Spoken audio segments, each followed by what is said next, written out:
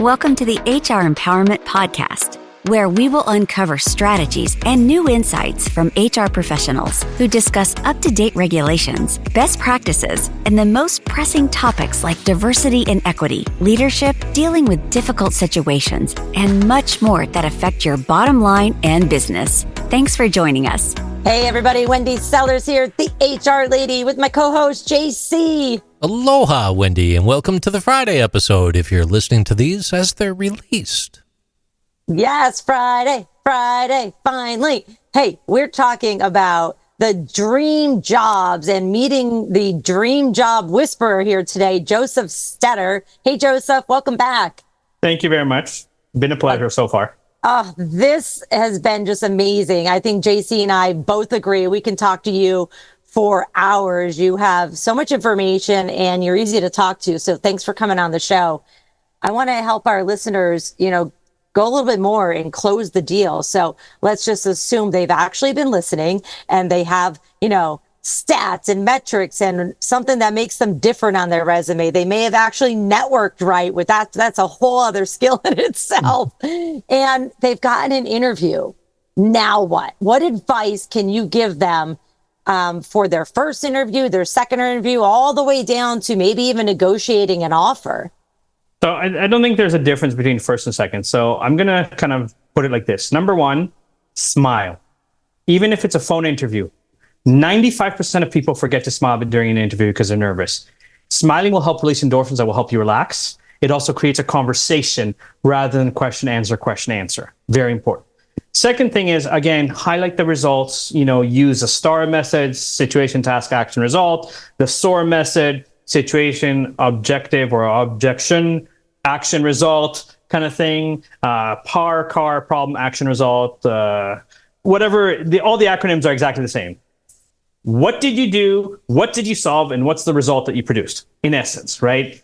Now, at the end of each interview, you should be asking the employer 3 to 10 questions. This is one of the biggest mistakes that most people that go on interviews make when the HR person goes, do you have any questions for me? And they go, no, not really. Right. You need it drives me crazy. I'm like, do some research. Right. So you want to ask 3 questions about the company as a whole, where the role fits into the organizational chart and responsibilities, and then 3 questions where you can gauge how well you did on the interview. So my favorite 3 questions to ask her at the end of the interview are, if I were hired tomorrow, what is the first thing I can do to make an immediate impact? And I emphasize the word immediate impact, right? So whatever HR says to me or whoever's interviewing me, once they're done explaining it, I will reiterate my example, even if they've already heard it, to make sure that their listening is there.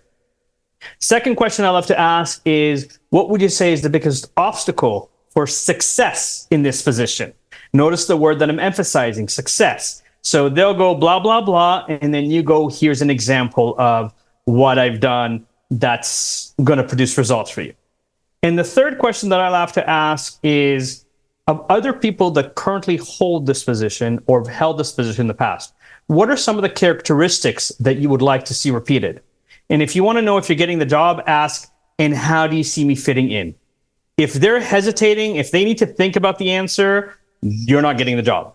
If they answer you right away with enthusiasm, you're definitely a contender in terms of you've set the bar very high, right? So there is a level where, for example, and I want to address 2 questions that are usually in every interview.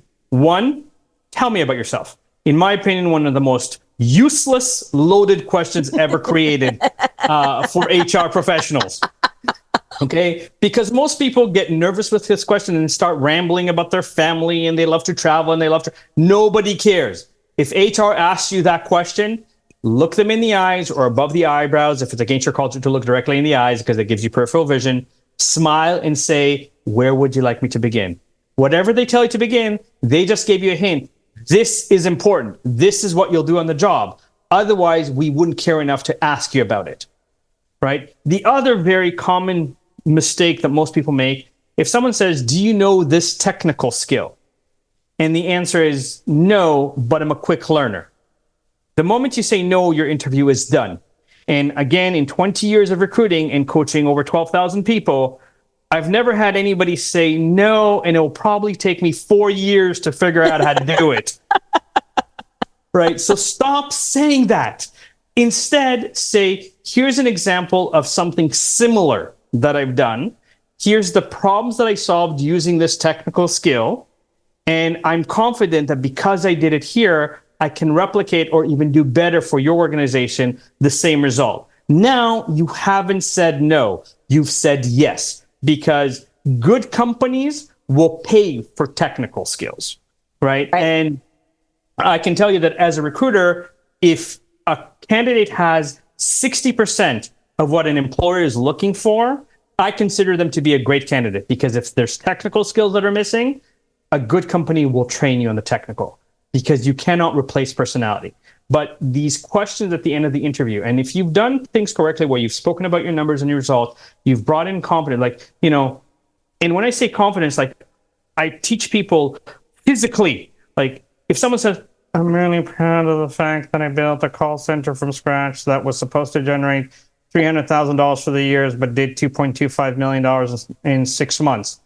Does that sound like you're proud of something? No. Right. If you're proud of something, your shoulder blades are going to be out, your chest is going to be out, and you're going to speak from your diaphragm. Like, I built a call center from scratch that generated $2.25 million on an expectation of generating $300,000 for the year.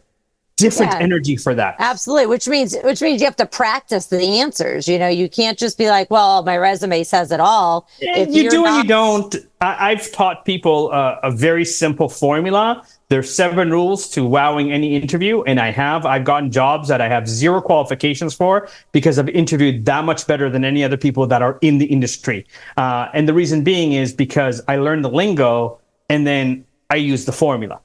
So it is a model there, but in the interview, after the interview, especially at the first few stages, go on Greetings 123 or Yahoo, like any free greeting card service, and send an email with the greeting card that has a little bit of sound, a little bit of music, a little bit of color, and then reinforce the key points that you said in terms of results that you've produced, so that even if you kind of leave the interview, you go, yeah, I was impressed.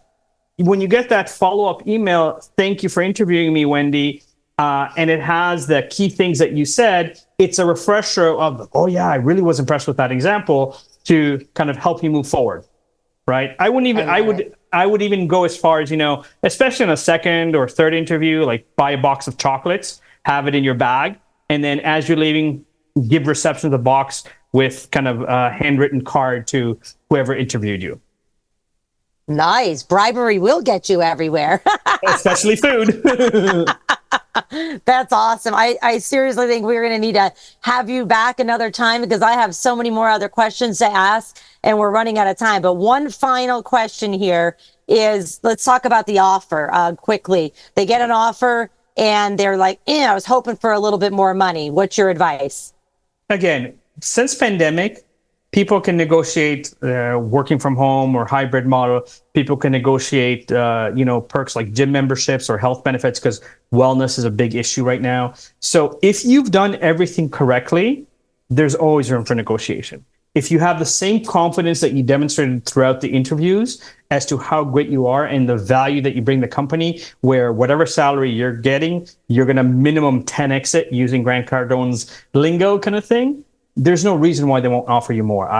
I've had, we'll call it the pleasure and the stress of helping somebody as a recruiter negotiate a $450,000 raise in under 4.5 hours. Nice. That is awesome. Wow. Well, Josef Stetter, recruiter, consultant, coach, networker, author, speaker. How can our folks reach out to you if they are saying, I want to hear more and I need your help? So I'm very active on LinkedIn.